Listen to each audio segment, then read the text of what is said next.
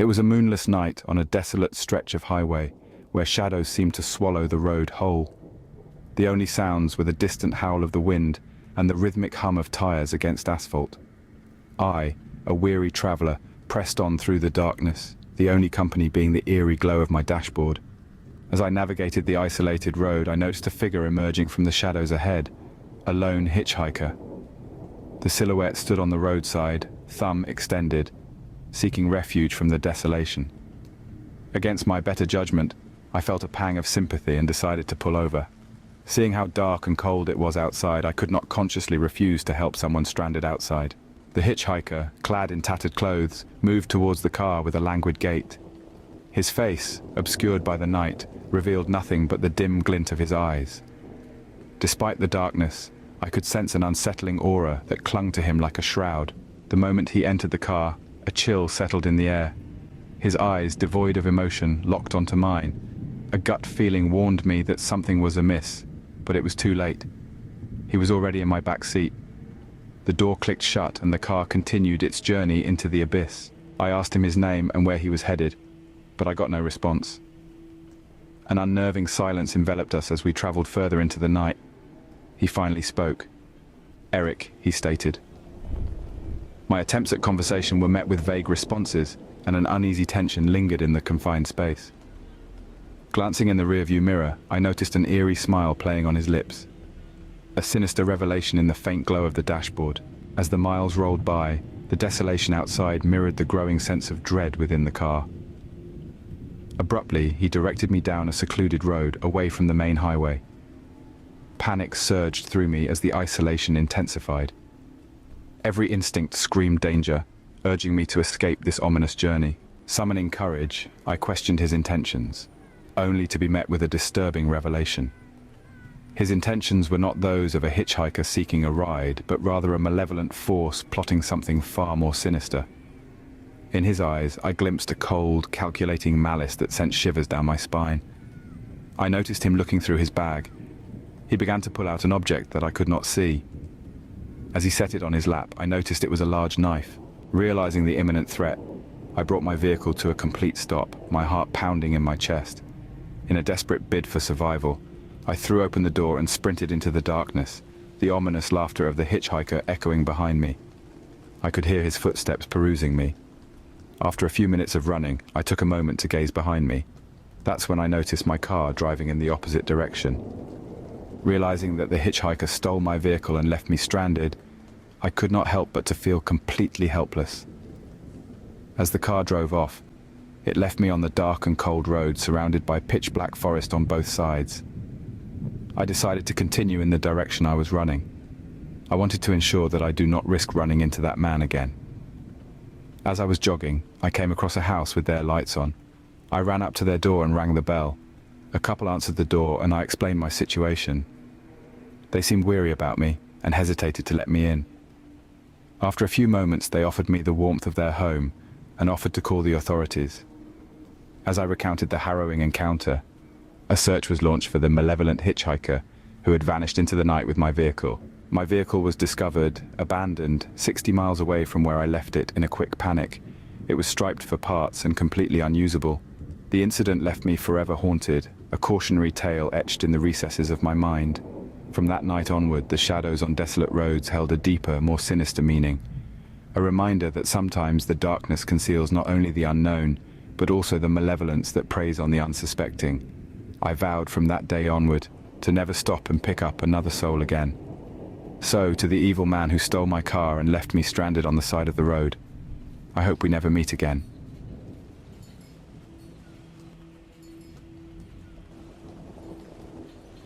In the chilling winter of 2018, I found myself traversing the desolate backroads of Wyoming, the moon casting an eerie glow over the snow-covered landscape.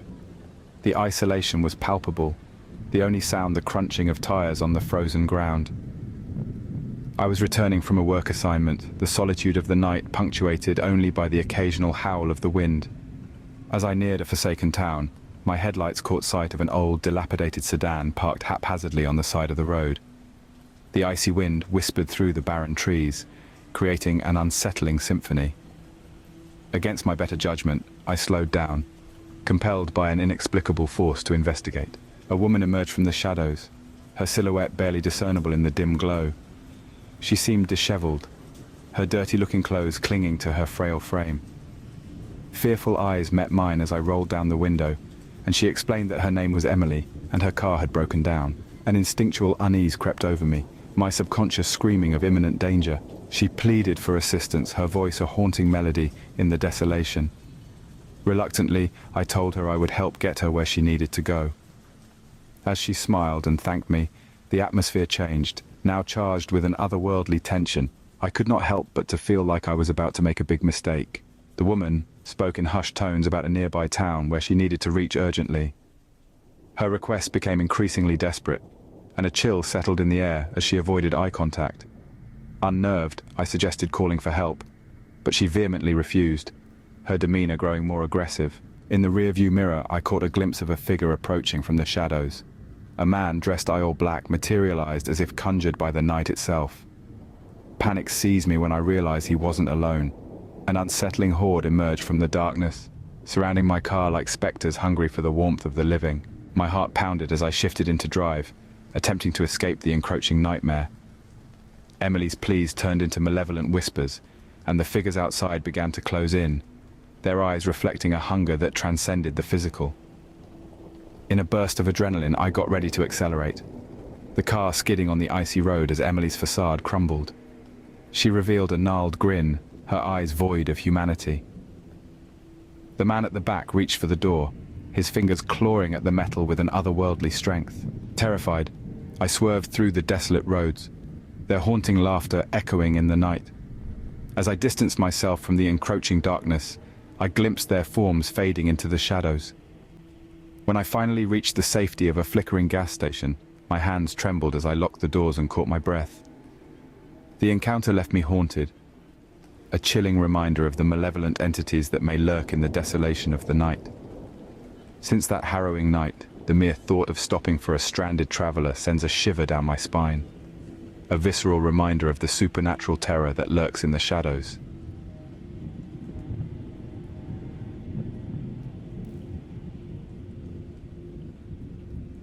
Embarking on a solo road trip for a work assignment, I found myself at a lively truck stop.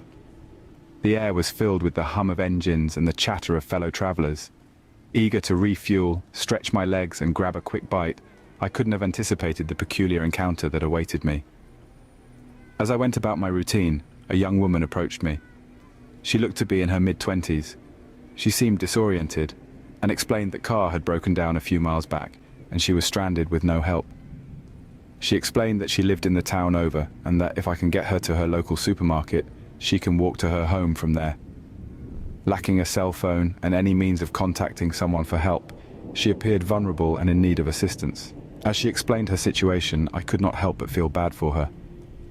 In a spontaneous decision, I opted to offer her a ride.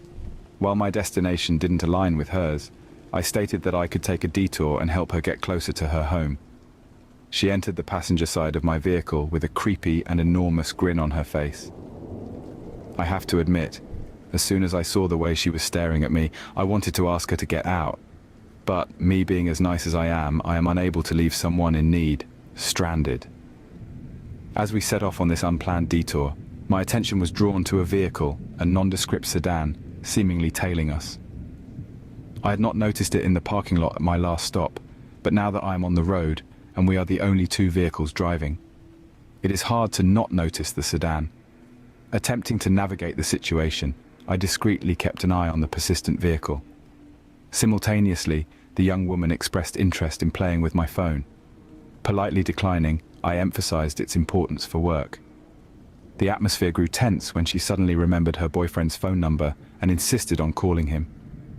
Approaching the town, I reassured her that we could make the call from the supermarket parking lot. Despite my efforts to calm her, tension lingered. After about 25 minutes of driving, I noticed the sedan was still behind me. A pit grew in my stomach as I realized that they were most likely following me. Upon arriving at the supermarket, the busy surroundings provided a sense of security. Front and center, I asked for her boyfriend's number, but she struggled to recall it. Refusing to leave the car, she passionately argued, and to my dismay, the sedan pulled into the parking lot. Spotting a security guard patrolling nearby, I discreetly signaled for help. The guard approached, and I shared the situation, including the persistent sedan. Taking charge, the security guard informed the woman that I had brought her to the agreed-upon location, and it was time for her to leave my car. Reluctantly, she stepped out. She then ran over to the sedan and hopped into the back seat. As the sedan drove away, I could see two men in the front seats. Leaving the supermarket, I continued my journey with a heightened sense of caution. The security guard took my contact information, promising to check in later. With a stern warning to stay vigilant and avoid picking up any more unexpected passengers, I resumed my road trip, reflecting on the peculiar and potentially risky encounter. I'm not entirely sure what her two friends had planned for me, or what would have happened to me if the security guard had not been in that parking lot that day. So to the creepy girl and her two friends, let's not meet again.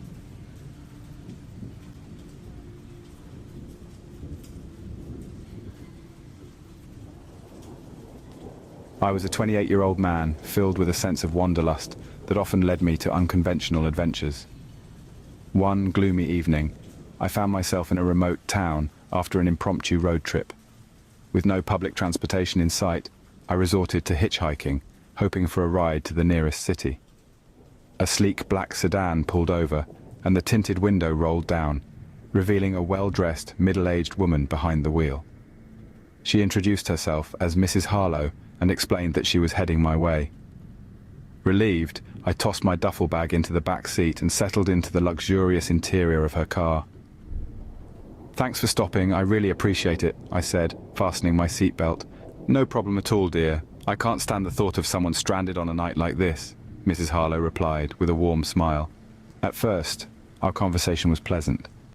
Mrs. Harlow spoke about her life, her successful career, and the joy she found in helping others. "So, what brings you to this part of the world?" she asked, her tone friendly. "Just taking a little road trip, trying to explore new places," I replied, glancing out at the passing scenery. As the miles passed, however, a subtle unease settled in the air. Her questions became increasingly personal, probing into the details of my life with an intensity that made me uncomfortable. "So, tell me, do you have family around here? A girlfriend, perhaps?" Mrs. Harlow inquired, her eyes fixed on the road. "I'm just traveling solo at the moment. You know, enjoying the freedom while I can," I replied, trying to keep my answers vague. As the night fell, Mrs. Harlow took an unexpected turn off the main road onto a narrow, winding path. The desolation of the surroundings heightened my anxiety. "Is this a shortcut? I don't remember the route being this way," I questioned, trying to sound casual. "Oh yes, dear. It's a little-known back road. Saves a lot of time, trust me," she responded, her gaze fixated straight ahead. A gnawing feeling in my gut told me something was amiss, and I began to regret my decision to accept the ride. Mrs. Harlow's demeanor shifted. The once friendly tone became cold and calculating. "You know, you're quite a fascinating young man. I can see potential in you," she said, her tone sending a shiver down my spine. Thanks, I guess. Potential for what exactly?" I asked, my apprehension growing. The car came to a stop in the middle of nowhere, surrounded by dense woods. Mrs. Harlow's sinister smile sent shivers down my spine. She revealed a chilling plan to keep me captive, far away from prying eyes. "You see, I have a little project, and you, my dear, are the perfect candidate to be a part of it," she said, her eyes glinting with a disturbing enthusiasm. My mind raced, contemplating escape routes and the likelihood of survival.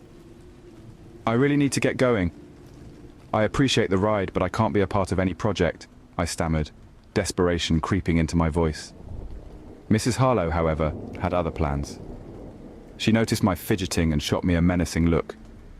"Sweetie, you're not going anywhere. You're exactly what I need for this project, and I won't take no for an answer," she hissed, her voice sending a chill down my spine. Summoning courage, I concocted a desperate plea, pretending to have a medical emergency.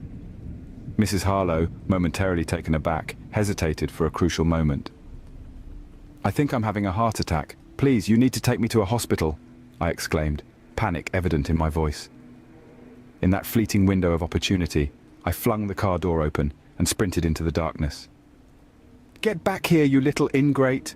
Mrs. Harlow's enraged screams echoed through the night as I stumbled through the woods. Fear and adrenaline fueled my escape, and I dared not look back until I reached the safety of a nearby gas station. Terrified, I recounted the harrowing ordeal to the station attendants, who promptly called the police. An investigation revealed Mrs. Harlow's dark history, exposing a pattern of preying on unsuspecting travelers. Thanks to my escape, justice was served.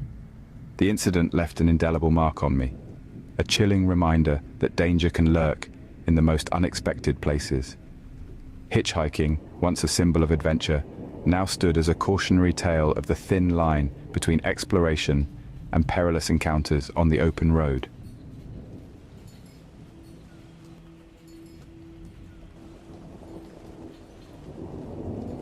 In the eerie quiet of a moonlit night, I found myself navigating the labyrinthine streets of an unfamiliar city after a recent breakup. The raw emotions of heartbreak lingered as I reluctantly accepted an impromptu invitation to a mysterious Halloween party. Seeking distraction in the chaos of the night, downtown was a hodgepodge of new structures in the midst of aged, decaying buildings. Uncharacteristically, I rolled down both windows, allowing the chilly air to seep into my car as I cruised through dimly lit streets. Unbeknownst to me, this decision would set the stage for an unsettling encounter that would haunt my nightmares. Approaching a stoplight in a desolate part of town, I noticed a woman in her 20s crossing the street. Our eyes locked for a fleeting moment, and, distracted by my thoughts, I offered a casual nod. To my surprise, she quickened her pace, making her way to my open passenger window. The air grew colder as an uneasy tension settled in the car. Claiming to be stranded after a tumultuous breakup, she begged for a ride to escape the darkness that surrounded her. Against my better judgment, I reluctantly agreed, the breakup clouding my senses and judgment. The air inside the car thickened with an unspoken threat. I asked her where she was headed. She said she would give me directions to her home to drop her off. As we navigated through the shadowy streets, she shared fragmented tales of heartbreak, expressing gratitude for my seemingly generous act. The city, bathed in an unnatural glow, seemed to conspire against me, turning familiar landmarks into haunting silhouettes.